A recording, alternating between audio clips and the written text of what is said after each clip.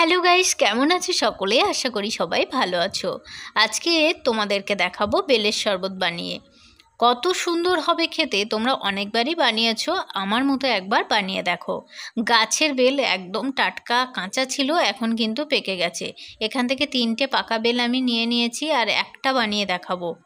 একটা মিডিয়াম সাইজের বেল পরিষ্কার করে ধুয়ে ফাটিয়ে নিয়েছি, আর তার থেকে চামচ দিয়ে ঠিক এইভাবে কিন্তু বেলের শাঁসটাকে বের করতে হবে। গরমকালে বেলের শরবত পেলে তো আর কিছুই লাগে না, তাই না বন্ধুরা? ঝটপট গরমের দিনে কিন্তু বাইরে থেকে এসেই ঝটপট কিন্তু এইভাবে বেলের শরবত বাড়িতে যদি থাকে তো ভালো, না থাকলে কিনে আনতে পারেন। ঝটপট করে এইভাবে বেলের শরবত বানিয়ে একবার খেয়ে দেখবেন, সারা দিনের সমস্ত ক্লান্তি কিন্তু দূর করে দেবে। আর ভিডিও দেখতে দেখতে তোমাদেরকে একটা ছোট্ট কথা বলি, যারা এখনও সুচি রান্নাঘরকে সাবস্ক্রাইব করনি প্লিজ ভালোবেসে চ্যানেলটাকে সাবস্ক্রাইব করে দাও। হ্যাঁ, অবশ্যই কিন্তু লাইক শেয়ার কমেন্ট করতে ভুলো না। দেখো, বেলের শাঁসটাকে আমি এইভাবে বের করে নিয়েছি, ঠিক এইভাবে কিন্তু একটু চটকে নিতে হবে। এটা কিন্তু মিক্সি ব্যবহার করলে হবে না, তাহলে যে দানাটা থাকে সেটা কিন্তু মিক্সিতে পেস্ট হয়ে গেলে তেতো হয়ে যাবে। সেই জন্য কিন্তু বাঙালিভাবে হাত দিয়ে এটাকে ভালোভাবে মাখাতে হবে। ঠিক অল্প অল্প জল দিয়ে ভালোভাবে একটা স্মুথলি পেস্ট বানিয়ে নিতে হবে, তাহলে ছাঁকতে কিন্তু সুবিধা হবে। ঠিক এইভাবে কিন্তু যত সুন্দরভাবে মেখে নেবেন, ছাঁকনিতে দিলেই কিন্তু ছাঁকতেও সুবিধা হবে।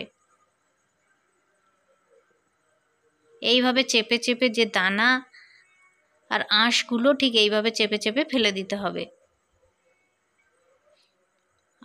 পাকা বেলের গন্ধ কিন্তু ইতিমধ্যে বেরিয়ে গেছে বন্ধুরা, জাস্ট অসাধারণ। একবার বাড়িতে বানিয়ে দেখুন। ঠিক অল্প অল্প জল দিয়ে কিন্তু আমি এটা একটা পেস্ট বানিয়ে নিয়েছি। পেস্ট বানানো আমার প্রায় কমপ্লিট হয়ে গেছে, দেখুন বন্ধুরা।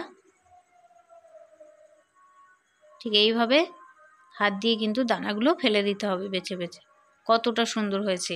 একটা বেলের জন্য দু গ্লাস কিন্তু শরবত হয়ে যাবে, একটা বেলেই যথেষ্ট।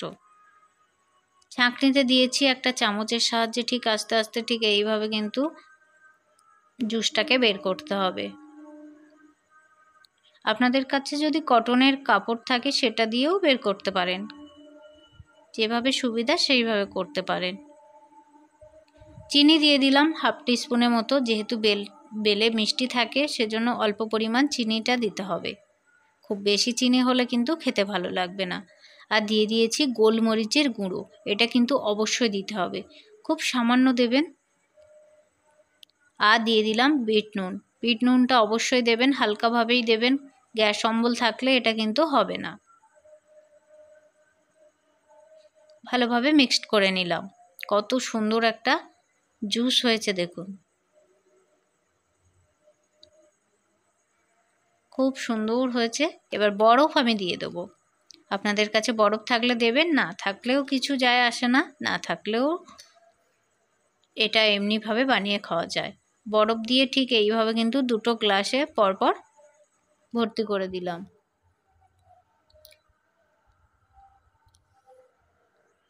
উপর থেকে আরও একটা করে বরফ দিয়ে দিলাম। আর সব শেষে কিন্তু সাজানোর জন্য 2টো পুদিনা পাতা গাছ দিয়ে দিলাম।